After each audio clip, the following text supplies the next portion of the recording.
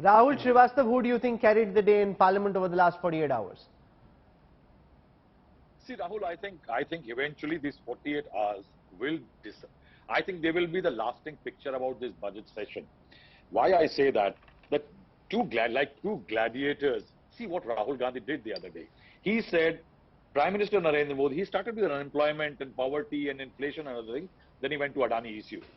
And he tried to say that Modi has helped the billionaires and ignored the poor and the masses.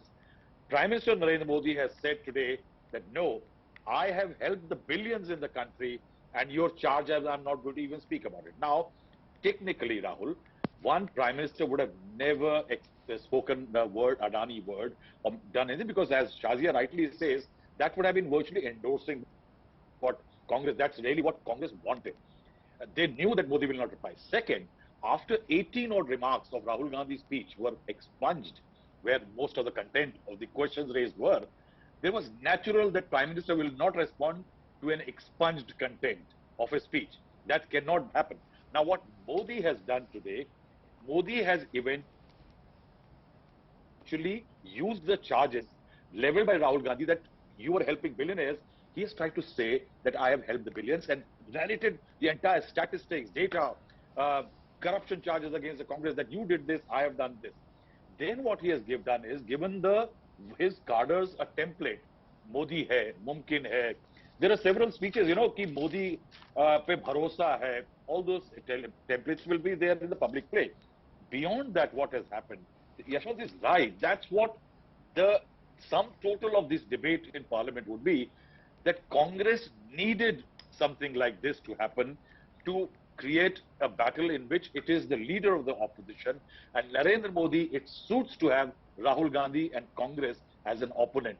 It's a battle they have fixed now. It is Modi versus Rahul.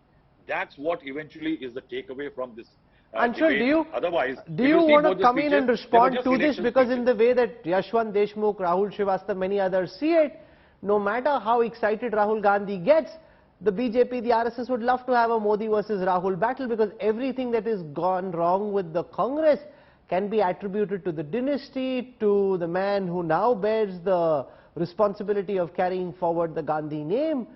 He made a reference to Mahatma Gandhi, saying these are not the kind of values and virtues that Mahatma Gandhi spoke of. So Modi will say, bring it on. The more RG wants to come and say, let's fight, Modi says, aao ladte hain, let's go for it. Yeah, well, let's go for it. I mean, these are issue-based questions that were asked by Mr. Rahul Gandhi.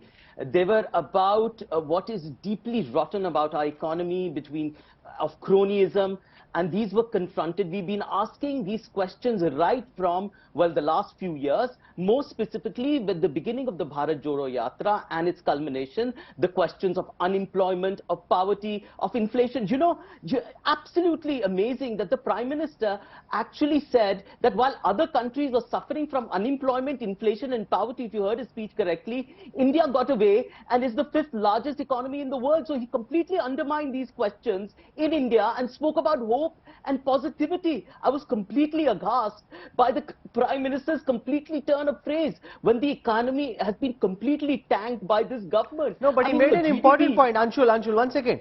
He said the Congress turned opportunity into adversity. We've dealt, Shazia, with the kind of adversity the world hasn't seen in 100 years. And despite that, India is that one beacon, the light post in the tempest. Absolutely. It's a shining spot there. I mean, if you look at the figures, India is indeed, and this is, and Anshul, you should do some more homework about your own country and its position in the world. And when it comes to it being the 5th largest economy, it is a fact, is it not? Is it not a fact? Extreme concentrations of wealth, global inflation, despite inflation everywhere, India has done well to curb and contain it.